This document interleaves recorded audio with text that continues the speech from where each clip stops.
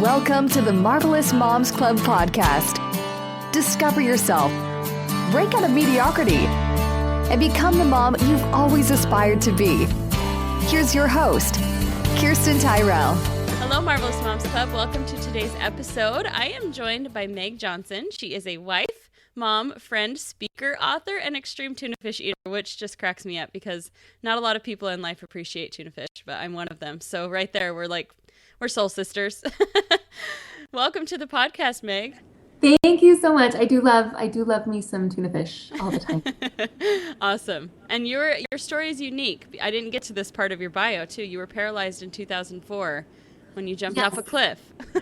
Yeah, all my friends were doing it. Yeah. You disregarded your mom's advice, right? I know. Well, I was only with one friend and my boyfriend. We went down to St. George to see his little sister get baptized, and then we were out hiking before it, and he went one way and I went the other way, and I was jumping on these boulders and I just accidentally jumped off a cliff. I thought I was jumping for a boulder and it wasn't there. So I fell in one of my CDs and recorded saying it was 35 feet, but I've actually since learned that it was 45 feet. Oh my gosh. They think I landed on hands and knees because I broke my arms and my legs and my collarbone and my neck. Wow. So they flew me to the hospital, and I'm a quadriplegic. I'm paralyzed from my chest down and my hands don't work. So sometimes people think quad and they think like they can't use their arms at all or their legs. But there's just different levels of quadriplegia. Okay. And I'm actually a really low quad, which means I'm almost a paraplegic, which means if I had broken one bone lower, I'd be able to use my hands. But if I'd broken one bone higher, I wouldn't be able to use my triceps. So wow.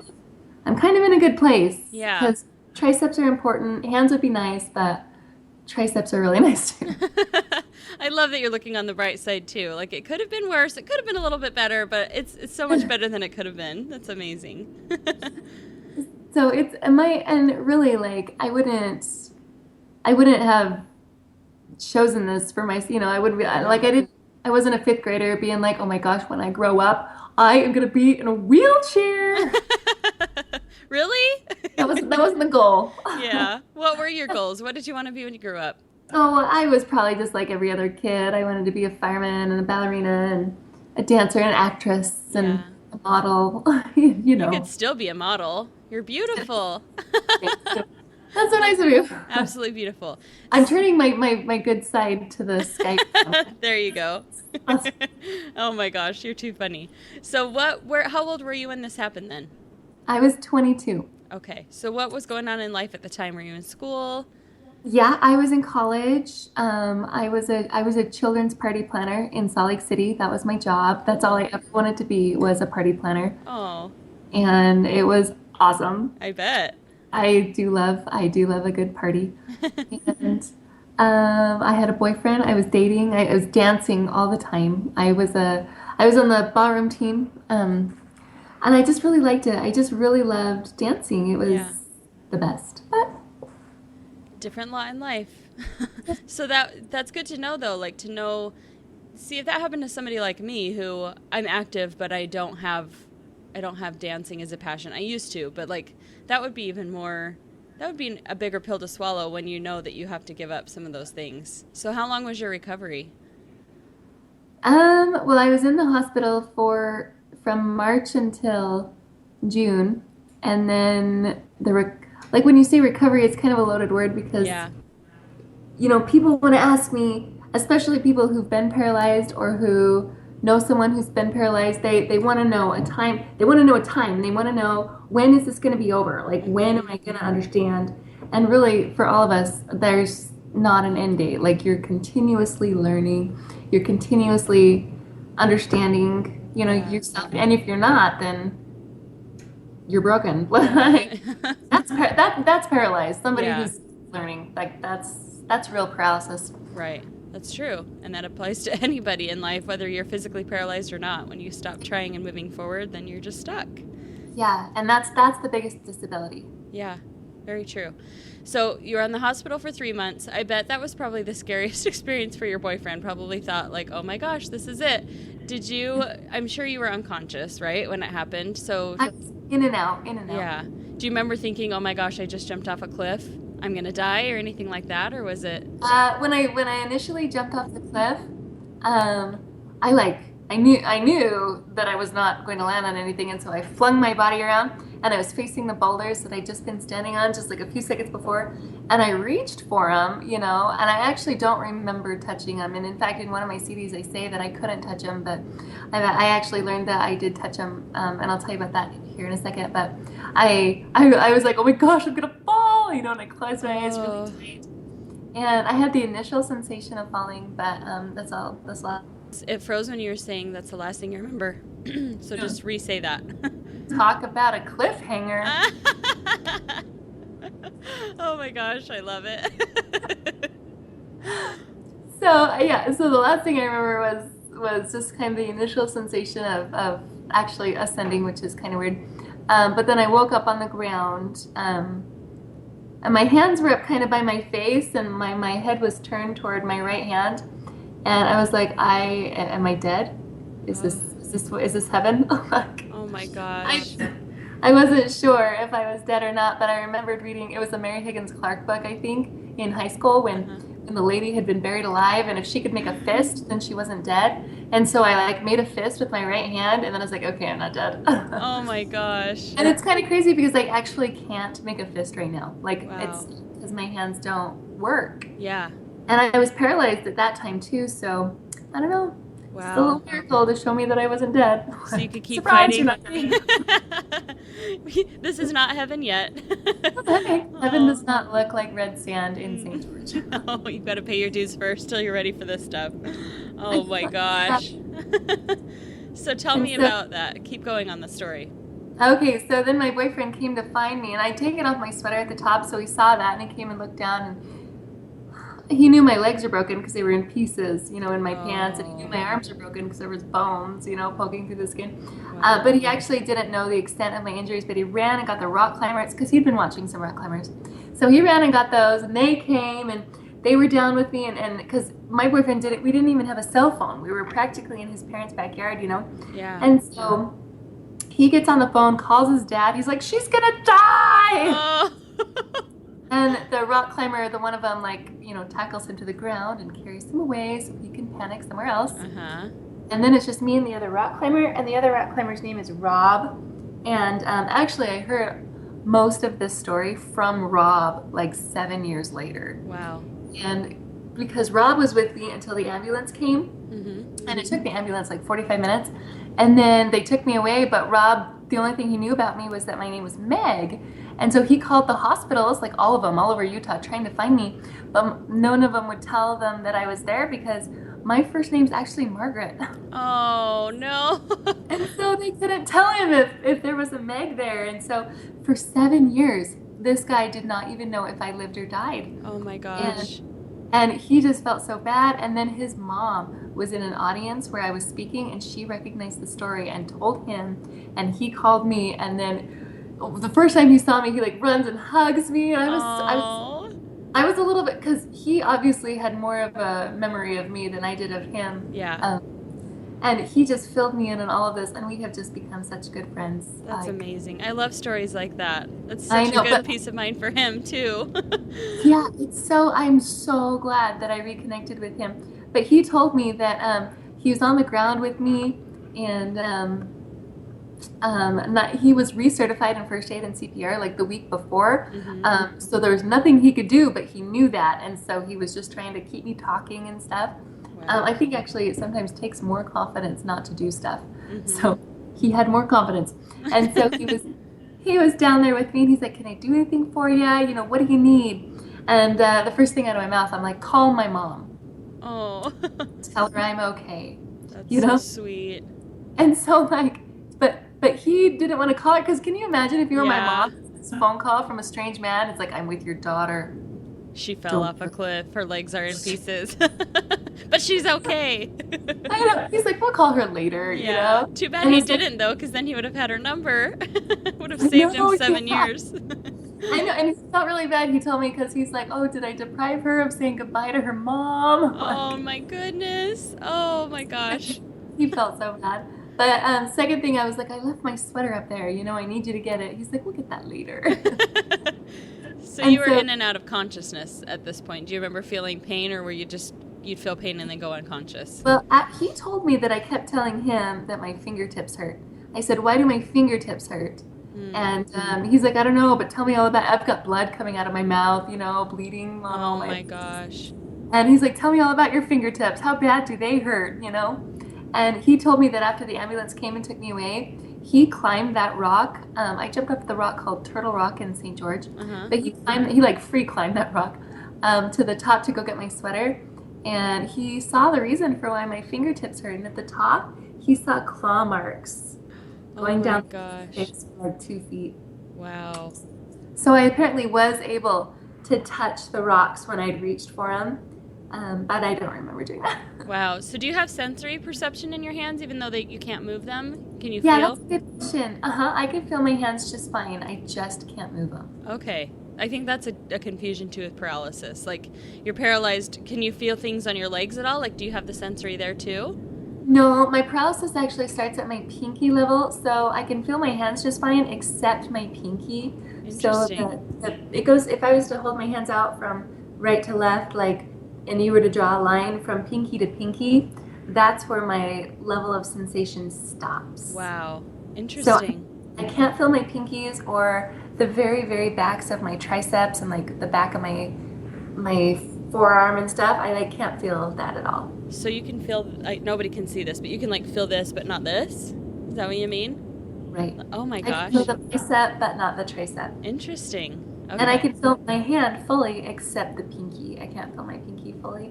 Our bodies are so crazy. That is so fascinating that it has such a distinct line of division where your feeling stops. But how great that you can move your hands. You can move your arms. That's so amazing. I do love, yeah. I can't imagine. Really. Yeah, I can't imagine not having any of that movement. That would just be you'd feel so locked in. But anyway, amazing. So recovery's been constant, but what have you done with that experience in your life that's gone on to better the lives of other people? I mean, I found you because a friend of mine heard you speak in church, but you've said that you've written books and you do, so you speak at different things. So tell me how that's affected the life that you have now and what you've chosen to do with it. Well, I actually didn't aspire to be a speaker. I kind of did want to be a speaker and stuff in my beginning years of college. I just was interested in that. I liked it. But I wasn't passionate enough about anything to really speak on it. And so then I just went into parties instead. And then after I got paralyzed, somebody asked me to speak in October. I was paralyzed in March, out in June, the middle of June. And then someone asked me to speak in October at some nurses conference or whatever. And I didn't even know what to say or anything. I just told them my story, and people they clapped because they were glad with something I said. And so everyone did an applause right in the middle of my speech. But I thought that meant I was over. So I was like, okay, the end. Off stage, I didn't understand. But from that speech, somebody else asked me to speak. And then from that one, somebody else did. And then from that one, somebody else did. And that's how my speaking has grown. I didn't seek it. It just found me. Okay. And I now have a website. And in fact, there was a publisher, and they contacted me, and they wanted me to record a speech. And so I did, and they published it, and they published 4 speeches since then, and 2 books, and I have a few self-published books also that I did before the publisher contacted me. So I don't know, just stuff has seemed to find me, and then I think what I do is I just tell stories that have happened to me, so they're all true stories, and I just share them, just one after the other. So when people want a peppy, I mean, I am a peppy person, but they want a speech on something, all I can do is share stories of my own life that relates to their topic, and that's all I do. And I think it resounds with people, and it touches their hearts, because even though I'm the one in the wheelchair, I'm not the only one who feels like they can't stand this life, And just because I'm the one who can't use my legs, I'm not the only one who feels like they really just can't take another step. Yeah. even though my disability is show up on the outside, like everybody understands not feeling good enough, not feeling fast enough, not feeling like we're enough. Like everybody understands trials in a way that I do, and I just seem to be able to share stories about my life that you kind of epitomize those. It's like a tangible example of those experiences and those struggles. So I think that's why people identify it, like, oh, if she can overcome that, and that's pretty similar, even though it's different, I can overcome this. You know, the trial and struggle are the same regardless of the actual trial and struggle. That's a good way to say it. And so I don't feel like I struggle more than other people. I just have different ones that I can express, but not apparently right now. No, I get it. I totally understand. So, you're a mother, which is, okay, yes. I wanted to ask, did you marry the boyfriend or did you marry someone else? Great question. And I always forget to share this in talks and stuff. People often think that I did marry that guy, but no, that boyfriend was a great boyfriend, and he stayed with me in the hospital all 4 months that I was there. Like, wow. He was there too. He slept on a visitor's chair all 4 months. Oh my gosh. And then after the hospital, we broke up, and it's okay because even before the hospital, we both kind of weren't feeling it, you know. It's just good to have that friend at that time. And so we broke up, and I was single for a while, which is the worst. I think being single has got to be, bar none, the worst trial in this life. Yeah, I kind of agree with you. It's not a fun one. We're just born knowing that we're supposed to find that companion, yeah. And teenagers too. Like they just know inside that they're going to find that companion, and so being single just feels so unnatural, and so uncomfortable. And so that was probably the hardest time of my life when I was paralyzed and single. Wow. Man, there was nothing that could compare to that. That was awful. And then an old boyfriend that I'd had. In fact, my husband, we had dated when I could walk from July until October, when in October he totally dumped me. And then I got another boyfriend, and that second boyfriend was the one that I was with when I got paralyzed in March. And so in the hospital, my ex-boyfriend, you know, my husband, my ex-boyfriend, came to visit me, and he'd play the guitar, he'd make me animal balloons. Not too much of a talker, so he'd just come and look at me, you know. And I was intubated, so I would just look back at him, that's all. And then out of the hospital, when my boyfriend and I broke up, and I was single for a little while, then my husband and I got back together, my ex-boyfriend and I got back together. And he was with me the first time I brushed my teeth myself, and the first time I drove a car, and he was with me when I graduated from college. And right now he is with our 2-year-old daughter back in her room watching Elmo. Oh, I love it. This call. That is amazing. So you can drive a car. I know you probably get these weird questions all the time, but tell me how that works. That's so cool. So my car it's just a normal, I drive a Subaru Baja, and it's got hand controls, so a little lever by the steering wheel, and I push down when I'm going to go forward, and then I push forward when I need to brake. Interesting. And then I have a little knob on it that only disabled people and policemen can have. So. Cool. Oh, lucky you. I know. One of the perks, I guess. I guess. They're afraid people are going to be able to outrun the policemen if they also have one of these magic knobs. So. Gotcha. Oh, great. Well, yeah, that's probably a good thing that they keep it limited. That's so cool. I'm very impressed by your story, and definitely can see why Patty sent me your way, because your attitude and your positivity just shines through. And I am always happy to see when people take something hard and they turn it into something amazing, because I know so many people who have something really bad happen to them, and they let it control them and ruin them for the rest of their life. And that's not life. That's not living. So that's real paralysis. That's a real disability. I found a guy, he was in a wheelchair, and he's a paraplegic. And he was probably the most depressing person that I met. And he had a bumper sticker on his car that said, "Since I've given up hope, I feel much better." Oh. I used to have a bad attitude about hope too. Like, I'm not gonna lie, this was not easy Right. in the beginning. Like, there were tears and there was frustration, and I didn't have a good attitude. I didn't want people to visit me. I didn't want people to come by, I didn't want to talk about wheelchairs or anything. And I didn't want to talk about hope either, because hope to me seemed like wishing. If I hoped that I would walk again one day, then I would be wishing for that. It's like wishing, Yeah. Yeah. You kind of want to balance hope and faith and reality. Like, because this is real. I'm really in a wheelchair. I really can't use my hands. There's no amount of hoping that's going to make me stand up. Yeah.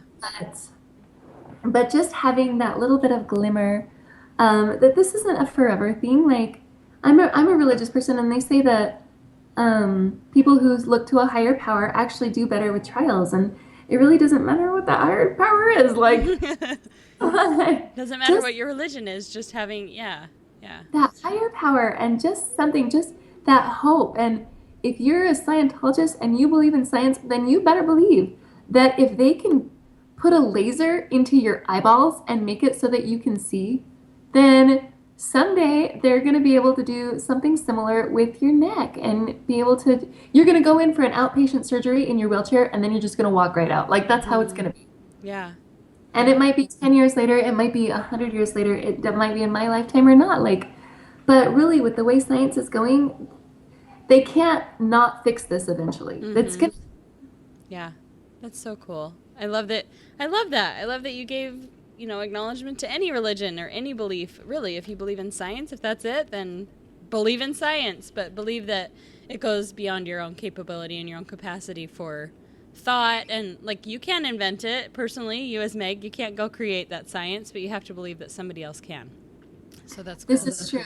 This is true. And I think sometimes religion backfires sometimes too. If you're a religious person like me, you're like, well, in the New Testament, Jesus healed that paralyzed person in front of the temple, or Jesus was at the pool of Bethesda and, healed this guy who couldn't get to the bubbling water fast enough. Like, if Jesus was here, yeah.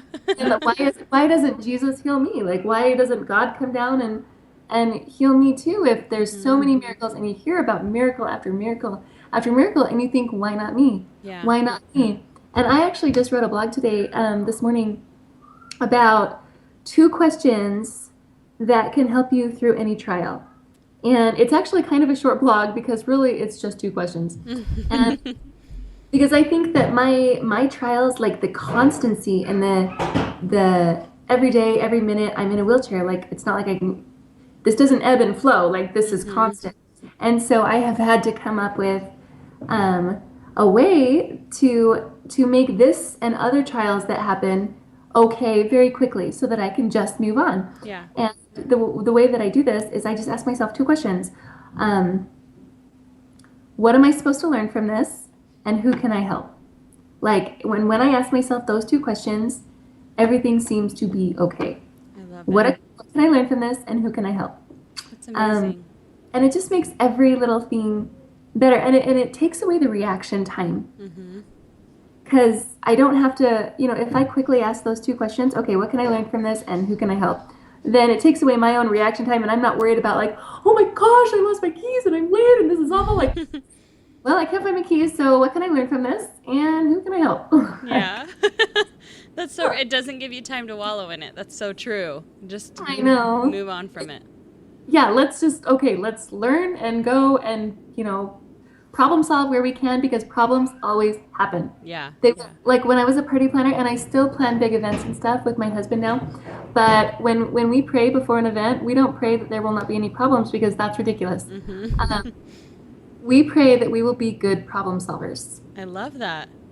That's so, I've been learning a lot about that, even just since starting this podcast on prayer, and how I've been doing it wrong for all these years, praying for him to help me do this and do this and this and this, instead of like, oh, thank you for giving me the tools so that I can handle this, and still, like, helping me through it. Just an attitude of gratitude instead of an attitude of demand and asking things that are kind of unrealistic.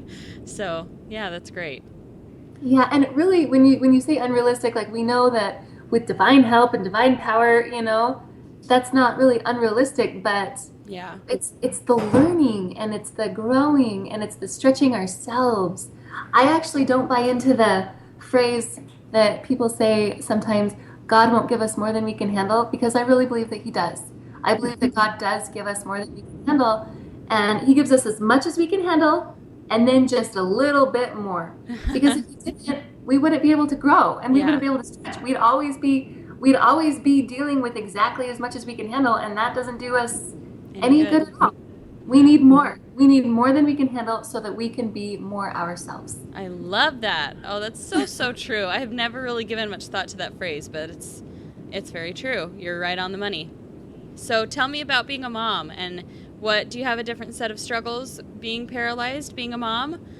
Yeah, this is a really good example of getting more than you can handle. But you wanted to be a mother. Apparently, you made it happen. Ever since we got married, my husband is a great provider, and as soon as we got married, I wanted to be a mom, but it didn't happen for us. We actually felt like we should wait for 6 years. Wow. And so I waited, and actually God told me that I needed to gain more strength. I needed to be stronger, and so I began working out and like big tough arms, and I'm glad that he did tell me that, because physically this has been a challenge, like energy-wise and physically, and really you cannot describe the challenge of having a baby to somebody who doesn't have one. It's a really good example of a consistency trial. It's not a trial that comes and changes our life for a second and then leaves. This is a constant trial and a blessing, which all trials are if we look at them that way. But my sweet daughter, like, she is just, I mean, totally heaven sent, but a really good baby, a really good girl. Like, she's 2 years old now. She's 2 and 4 months, and she's just a good girl. Like, she doesn't do things wrong. She wants to do things right, and she wants to help me. And she was last night. My dad's in the hospital because he broke his pelvis, and so we were visiting him last night and eating in the cafeteria. And she goes up to the table and she points to the chairs and says, "Okay, Daddy, Grammy, Mom. Oh no, Mom's in a wheelchair. Move that chair." Oh, I love it.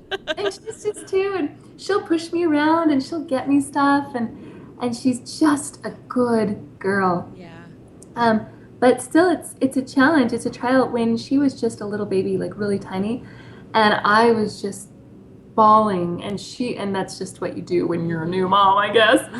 And she was crying too, and I had her on the changing table because I just didn't know what to do with her. She just was crying, and I was crying. She was probably crying because I was crying. It's a cycle. It is. And I just was crying so hard, and I prayed, and I said, "Heavenly Father, like, please send me an angel." Send me an angel to help me, like, to tell me that I'm doing a good job. That's all I need. I just need a message. Send me an angel to tell me I'm doing a good job, because I'm crying as hard as I possibly can, and I feel like I'm failing. So please, because I just couldn't get anything done. Yeah. Like, I had this tiny little baby. She's 2 months old, and I couldn't do a thing. And I only had one. My to-do lists were getting shorter and shorter and shorter. And my sister-in-law told me, she's like, "Well, instead of writing a to-do list at the beginning of the day, instead, at the end of the day, write down everything you did and call it your to-da list." Oh, I love that.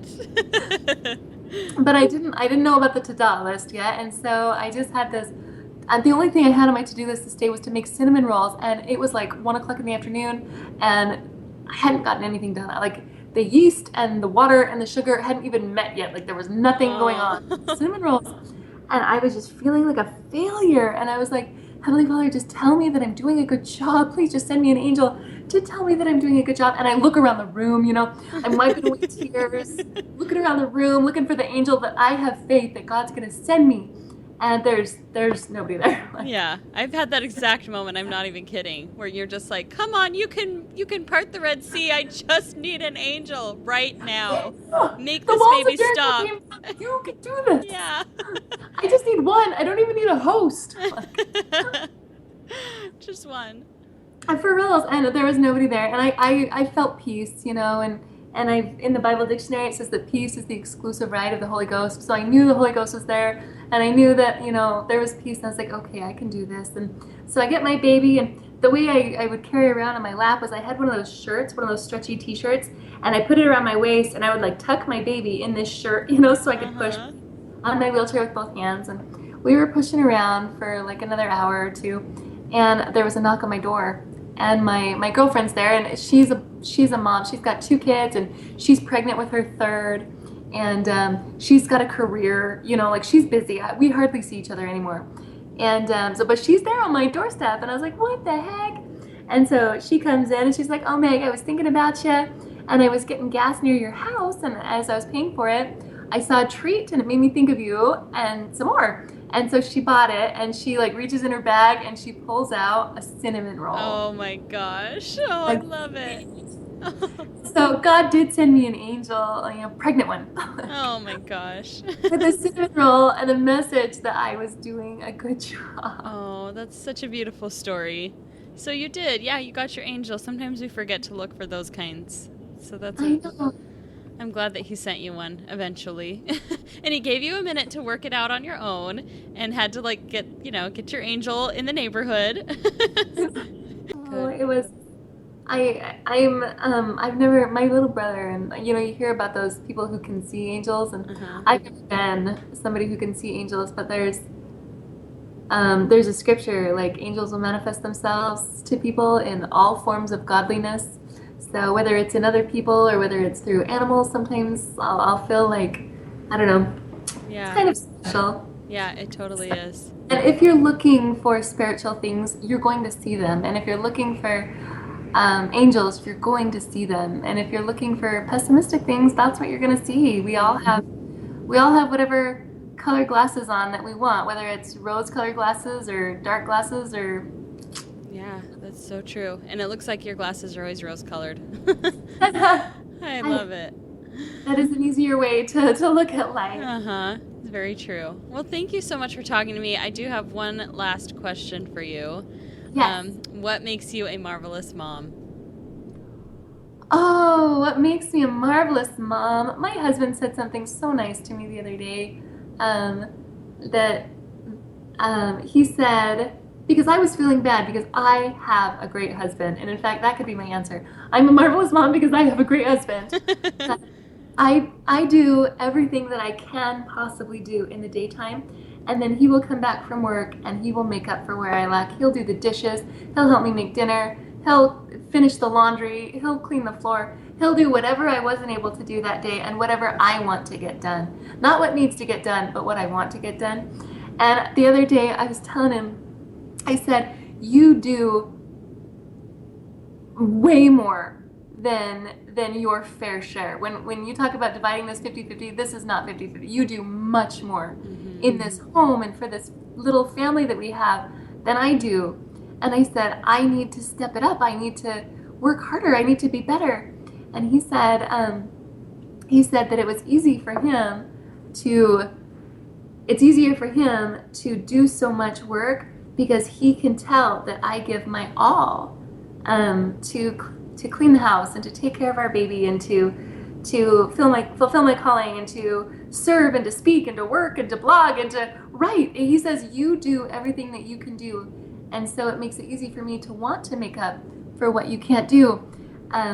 And then this is what he said, and this is my answer for what makes me a marvelous mom. And the only reason I feel confident saying this is because my sweet, wonderful husband said it, and he always speaks the truth, and so it makes me feel He said, you are willing to do things that others won't, and so you have things that others can't get. You're willing to do things that others won't, and so you have things that others don't. There you go. Oh, I love that. It makes me feel so special. So well, that is truly a marvelous thing. That's a marvelous quality to have, and it's so, so true, and I can see that in you. So he's nailed it on the head. You've got a great, great husband.